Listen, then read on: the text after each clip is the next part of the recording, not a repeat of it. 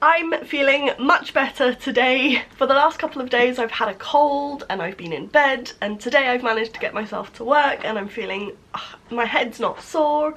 I feel like I have a new lease on life. I'm still a bit bunged up, but I'm alright with that. I can deal with it. I feel like when you're healthy and you can breathe through your nose, which I can't quite do yet, but I will be able to soon, you never appreciate it. And then as soon as you lose that ability to breathe through your nose, you're like, what was I thinking? Why did I not appreciate that when I could? Because now that I can't do it, I really miss it.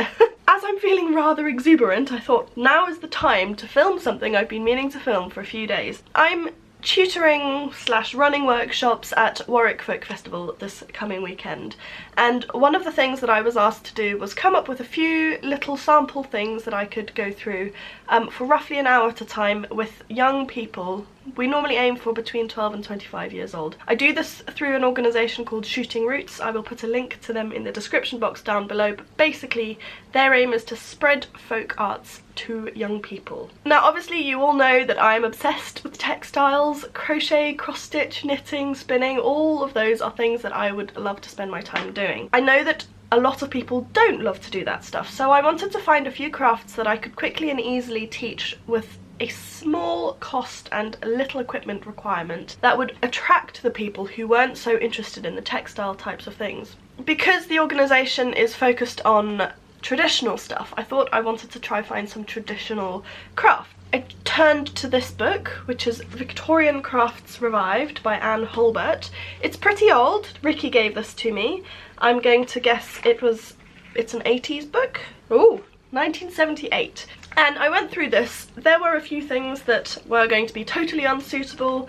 Victorian crafts are not so applicable these days. There's a lot of like shell stuff. I'm not sure that I really wanted to ship in a load of shells. Pressing flowers, which in an hour I wouldn't have enough time to do, and some embroidery stuff, which again you wouldn't have enough time to do it in an hour. However, I did find the page on paper bead rolling. Now this is something that I did when I was tiny, and I don't think I really appreciated that it could be quite a absorbing thing. I've been obsessed with it. Basically, every time I've had like a couple of minutes, I've come and made a few paper beads. I've made a little necklace from it. It's not the most, I haven't even finished it yet because I don't have enough findings. It's not the most complex. I don't know, I reckon this has taken me a couple of hours to roll all of these beads and then to string them on a bit of wire. Yeah, I really like it. So I thought I would show you what I did. I'm not an expert in this, I relearnt it recently. There's loads of better tutorials on YouTube, but if you are interested in seeing something that you can pick up super quickly, then this is the place to stay. I'm not going to do loads of different types of beads. There's lots of different shapes that you can do. I'm just going to do maybe 2 or 3 really basic shapes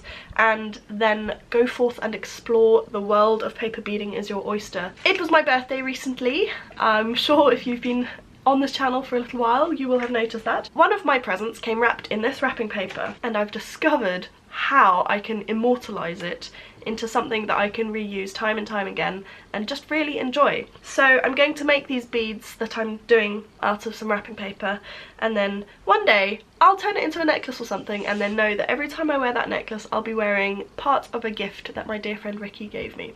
Right, so here I have all of the things that I am going to be using today. Obviously, if you don't want to do this with wrapping paper, you don't have to. A brochure from Bristol Old Vic, a little magazine, a page ripped from a cross-stitch magazine, just coloured paper, even a bit of junk mail. Basically, whatever takes your fancy, just use. The first thing that I'm going to do is just a rectangle. This is just a bit chopped from this Bristol Old Vic magazine. I've not really done anything special to it apart from just try and make sure that my sides are as straight as possible. I'm going to use a toothpick to wrap it. So basically you just cut your piece of paper. I'm just going to roll it around the toothpick slightly just to get a little bit of a curl there.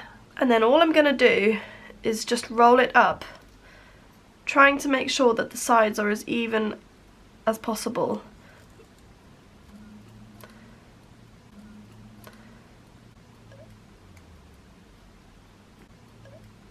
So that I'm making a little neat cylinder.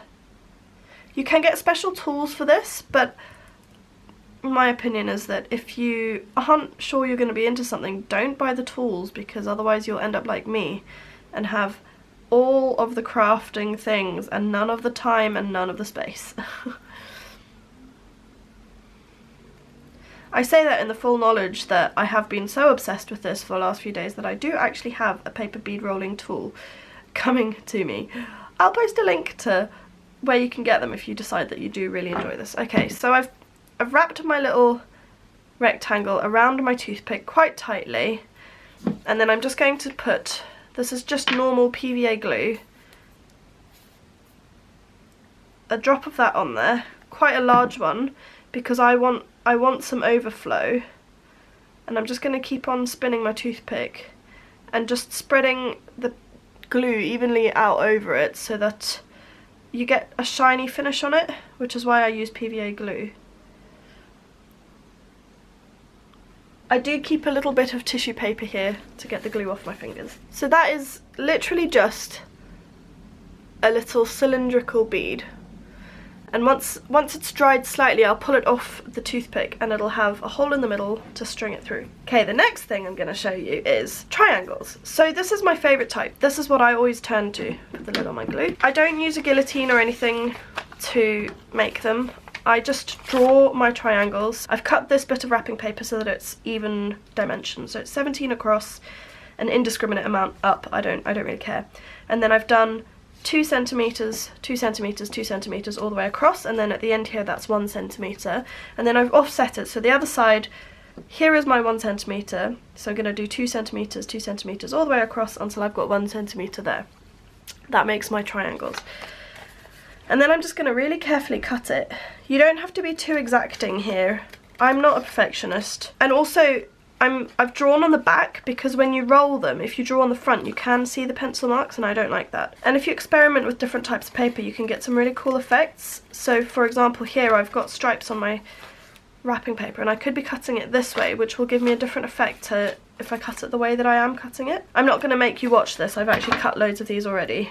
I'm not going to use a toothpick for this one because these beads come out quite small, so I want them to be I want the hole to be really little. So I'm going to use, this is a doll making needle. I'm not a doll maker, I don't even know where I got this from, so I'm not too bothered if, basically it's a little bit bent because I've been doing this. I have been literally obsessed with this. Again, I'm just going to roll it slightly so that I get a little curl in my paper. And then I'm going to roll it up. And now because I've got stripes going up this, it is going to matter where my edges match up because it'll change the way that the stripes look.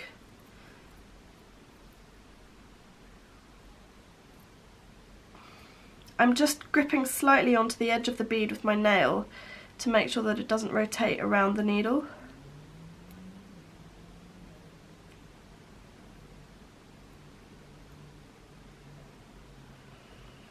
And then before I get to the end, I'm going to put a dab of glue.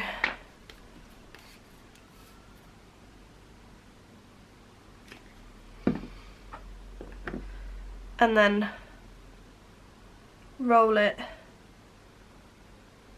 I roll it a few times to make sure that that end is stuck down. And then I just roll it. You can be more neat than this with a paintbrush. And the reason I spread it all across, especially when I'm doing these triangular ones, is because if you don't, when you pull it off, you can make the bead sort of lose its shape. So there we go. This is my favourite shape. This is the one that I always go for. So I'm going to leave that one to dry. And now before this can stick to my toothpick, I'm going to take it off. The issue with using toothpicks is that because you're using glue and paper, they can stick to each other. Which is also partly why I like using the metal. Ha. I can't get it off. That's been a complete failure. Here's one I did earlier. So that's just the little cylinder. This one was rolled on metal, so it's a bit more successful than the one I've just tried to show you. Don't say I'm not professional, guys. I'm not even going to try salvage that. Thrown it away. The next and last one that I'm going to show you is a double triangle. This one creates quite a weird bead. It may not work. I'm going to caveat that here. This is a knitting needle. which I damaged in the past by trying to ram it into something. So I've basically just cut a little rectangle here and then 2 triangles, and this little join here is really important because otherwise it's not one bead. You may as well just roll 2 triangle ones then. These ones, they look cool, but because I just like rolling the triangles anyway, I never bother with them, but I'm just trying to give you examples of what different things you can do. So I've rolled the end slightly, and then it takes a bit more control doing this one. You're going to roll your triangles. You don't have to do them both at the same time. I don't normally. This one just has been playing nice for me.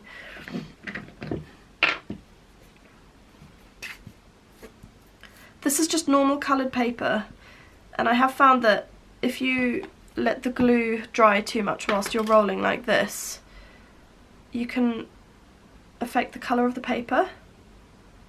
So just spreading that glue all around. It also gives the beads a nice glossy finish, as well as making them waterproof. So I don't want to let the glue dry too much and then get dirt on them from my fingers, so I'm just going to neaten that up and then leave it to dry. And now this one's handily fallen off. That one's already dried, so that one is done. And I'm going to add it to my little bead collection. There's loads of different shapes that you can try. This one was a different one again. This one was a tiny, tiny, tiny little triangular one. This is a half triangle.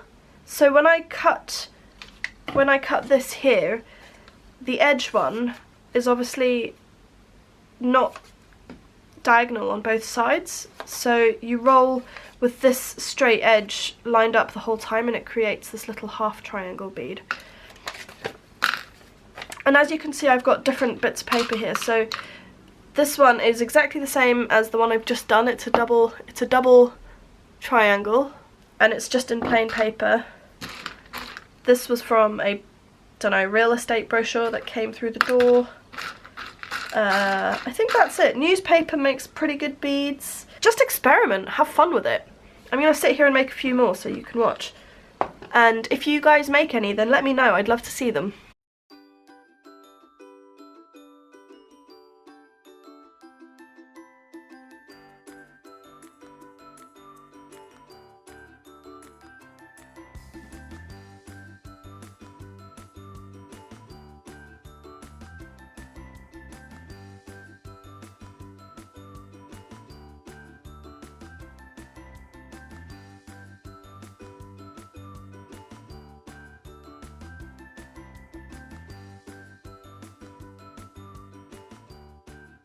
So there we go. I hope you enjoyed that. Thank you all so much for subscribing and for liking and for watching. I really appreciate it. It's nice to know that people enjoy watching me live my crazy crafty life.